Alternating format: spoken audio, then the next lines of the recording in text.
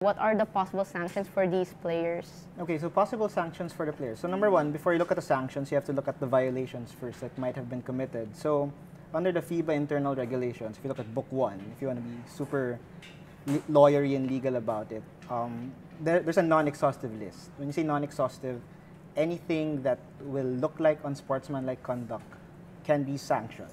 But it has a list there, so it involves verbal abuse, physical abuse, it involves inciting to violence, it also involves derogatory remarks. So if there are any racial slurs that occurred during the match, then it might come out during the investigation.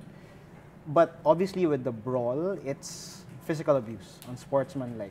I mean, people throwing Superman punches, flying knees, that doesn't have anything to do with basketball. So that's obviously unsportsmanlike. So once you look at the violations, then you're going to look at the sanctions. So again, the FIBA internal regulations, they have a long list of possible sanctions. The lowest sanction they can get is like a reprimand. It's just telling them, hey, what you did was wrong. Then they get off scot-free.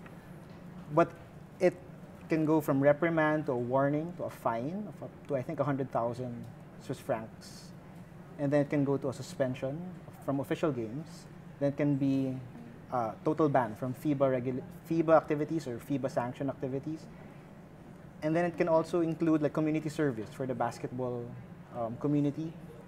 And then it can also be a combination of all of those enumerated sanctions. So that's what can be imposed on the players. Actually, we're also hosting the 2023 World Cup with Indonesia and Japan. Yes. Will there be an effect to it because of this brawl? Well, theoretically, there can be an effect. Yeah. Because FIBA, if it sees that the brawl was something really bad, meaning, and if FIBA sees that it reflects on us as a host nation, they might decide they can revocate the hosting privileges.